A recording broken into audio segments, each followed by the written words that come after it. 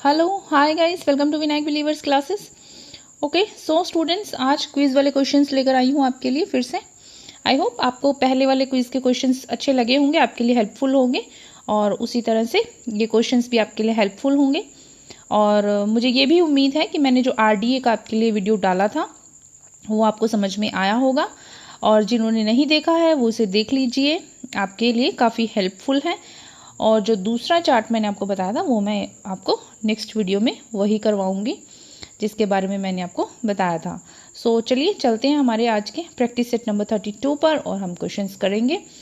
Okay, first question है, स्तरों का आधार है। स्तरों का आधार क्या है?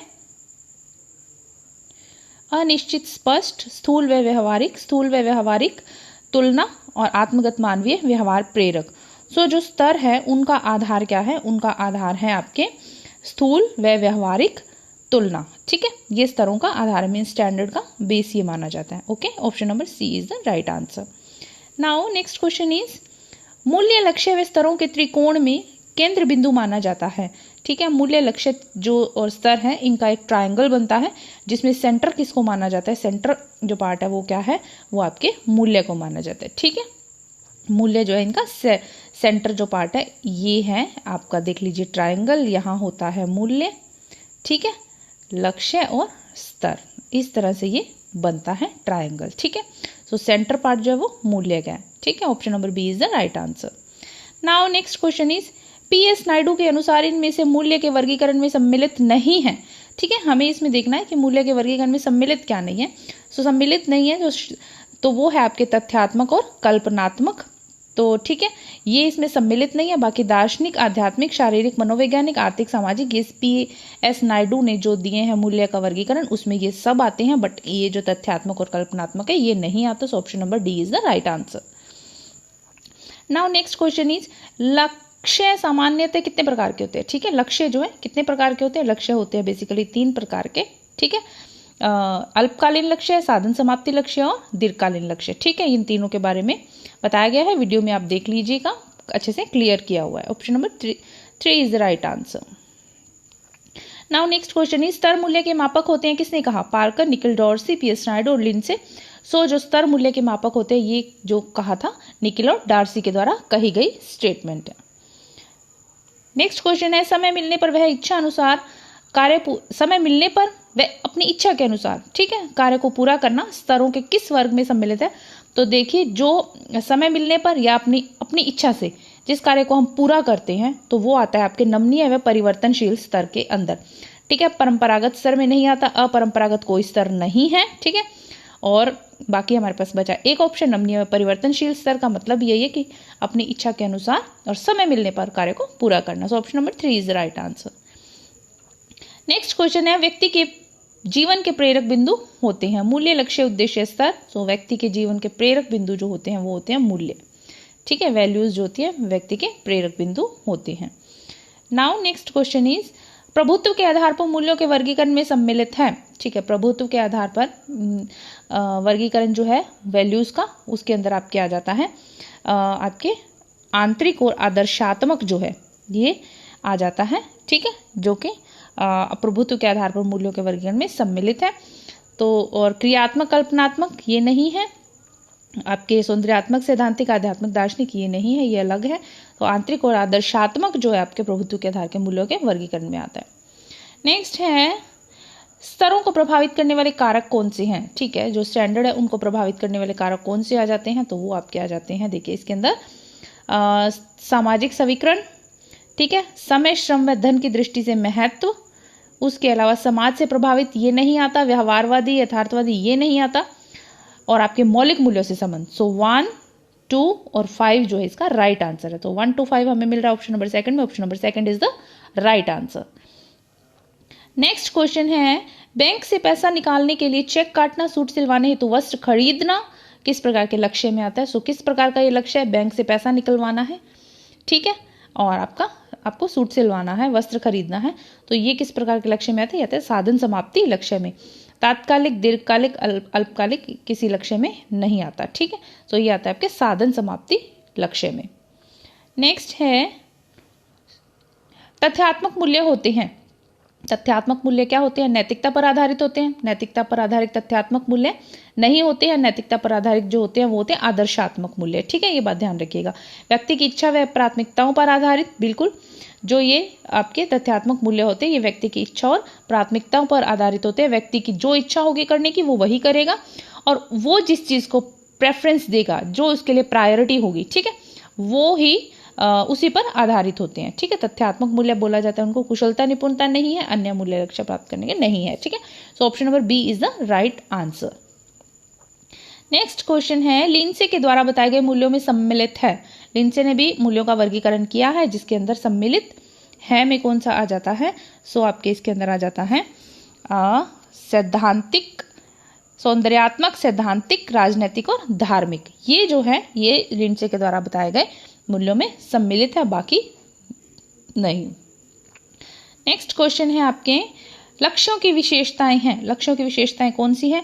समय पर आधारित, परिवर्तनशील, परिवार के सदस्यों पर प्रभाव, व्यवहारवादी, यथार्थवादी, व्यक्तिगत व सामूहिक, प्रगतिशील। तो लक्ष्य की जो विशेषताएं बताई गई हैं इसके अंदर वो सभी, जो सभी हैं ये आपके लक्ष्य की विशेषताएं हैं। ठीक है, तो जिसके अंदर आप क्या जाता है, परिवार के सदस्यों पर प्रभाव, व्यवहारवादी, यथार्थवादी, व्यक्तिगत व सामूहिक, प्रगतिशील और आपके समय पर आधारित परिवर्तनशील, तो सभी आ जाती है। ठीक है, नाउ नेक्स्ट क्वेश्चन इज, मैकी द्वारा बताए गए साधनात्मक मूल्यों में सम्मिलित नहीं है। मैकी ने साधनात्मक मूल्य बताए हैं, उसमें सम्मिलित क्या नहीं है? इसके अंदर जो आपके ऑप्शन आ रहा है सही वो है महत्वाकांक्षा व संतुष्टि। ठीक है, option number 3 is the right answer. मैकी ने साधनात्मक मूल्यों में बताया गया योजना, क्रमबद्धता, क्षमता और कौशल। ठीक है, नाउ नेक्स्ट क्वेश्चन इज, गृह व्यवस्था के प्रेरकों में तुलना का आधार माना जाता है। गृह व्यवस्था की प्रेरकों में तुलना का आधार किसे माना जाता है? सो तुलना का आधार जो होता है वो होता है आपके स्तर जो होते हैं, स्टैंडर्ड जो होते हैं वो तुलना का आधार होते हैं। ठीक है, नेक्स्ट क्वेश्चन इज, गृह व्यवस्थापन का हृदय कहा जाता है।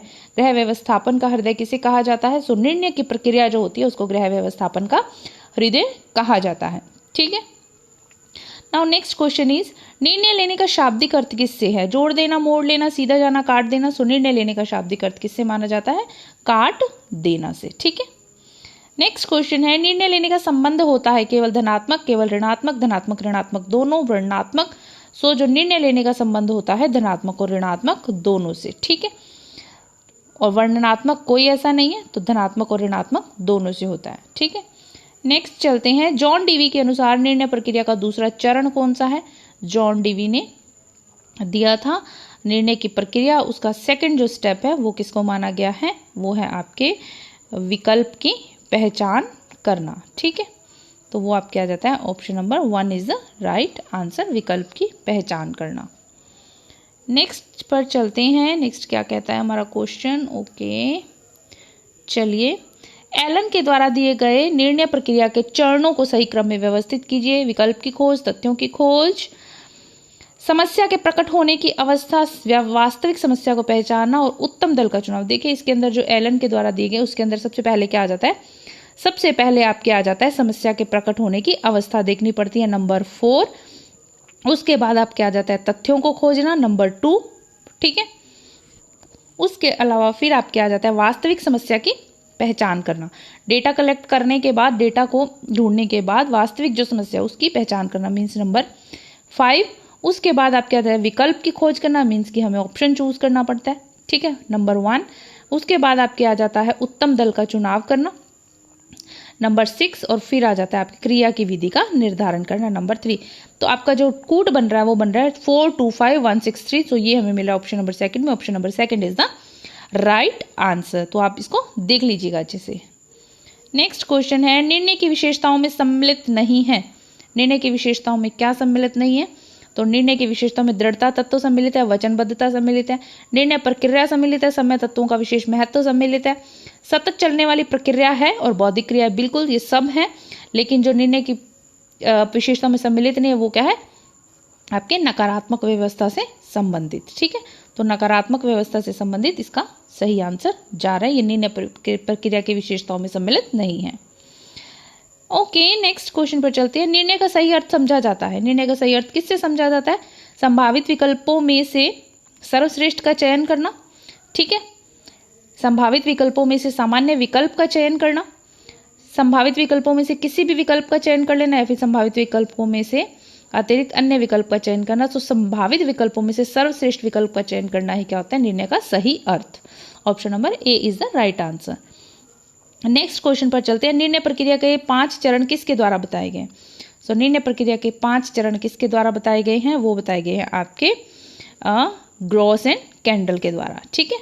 एलन ने 3 बताए थे, जॉन ड्यूवी ने एलन ने 6 बताए थे, जॉन ड्यूवी ने 3 बताए थे, तो ग्रॉस एंड कैंडल ने 5 बताए थे। Option number 1 is the right answer. Next question पर चलते हैं। निर्णय प्रक्रिया के लिए सर्वश्रेष्ठ विकल्प का चयन करना में सम्मिलित है। देखिए, निर्णय प्रक्रिया है, उसके लिए सर्वश्रेष्ठ विकल्प का चयन करना में क्या क्या चीजें सम्मिलित होती है? जोखिम होती है, कम प्रयास, खतरा, समय अनुकूलता, ये भी होते हैं, साधनों की सीमितता, ये सब जो है इसके अंदर सम्मिलित होते हैं, ठीक है। Option number D is the right answer. Now next question is, सरलता से वह पूर्व अनुभव के आधार पर लिए जाने वाले निर्णय किससे संबंधित होते हैं? इजीली, ठीक है। और पूर्व अनुभव के आधार पर लिए जाने वाले निर्णय किससे संबंधित होते हैं? वो होते हैं आपके निपुण एवं मोर्चाबंदी निर्णय से संबंधित होते हैं, ठीक है, जो सरलता से और पूर्व अनुभव के आधार पर लिए जाते हैं। तो option number D is the right answer. Next question है, अचानक 10 लाख की लॉटरी खुलने पर अचानक 10 लाख की लॉटरी खुलने पर उसका व्यय, यहाँ पर आएगा व्यय, वह नहीं है यहाँ पर, व्यय जिसको बोला जाता है, किस तरह से करे, किस प्रकार के निर्णय में सम्मिलित है, ठीक है। अचानक 10 लाख की लॉटरी लग गई है, उसको कैसे यूज करना है, कैसे व्यय करना है, वो आता है आपके अकार्य क्रमात्मक में, ठीक है, वो आता है आपके अकार्य क्रमात्मक में। Option number C is the right answer. Now next question is, निर्णय को प्रभावित करने वाले कारकों में सम्मिलित नहीं है। निर्णय को जो प्रभावित करते हैं कारक, उनके अंदर सम्मिलित कौन सा नहीं है? तो आपके पारस्परिक संबंध सम्मिलित है, साधन, संस्कृति, परिवार के सदस्यों की भूमिका, व्यक्तिगत मान्यताएं, प्रवृत्ति, ये सब जो है वो निर्णय को प्रभावित करने वाले कारकों में सम्मिलित है। सो इसके अंदर ऑप्शन ही नहीं है, सो इनमें से कोई भी नहीं आएगा, ठीक है। नाउ नेक्स्ट क्वेश्चन इज, निर्णय सामान्यतः कितने प्रकार के होते हैं? ठीक है, निर्णय सामान्यतः आपके होते हैं 5 प्रकार के, ठीक है। चलिए, निर्णय होते हैं आपके 5 प्रकार के, जो आप ध्यान रखिएगा, जिसमें आपके आ जाता है नैतिक निर्णय, व्यक्तिगत और सामूहिक निर्णय, आपातकालीन निर्णय, उसके अलावा कार्यक्रमात्मक, अकार्यक्रमात्मक निर्णय, और आपके लास्ट में आ जाता है व्यूह रचना व निपुण निर्णय, ठीक है। ये 5 होते हैं।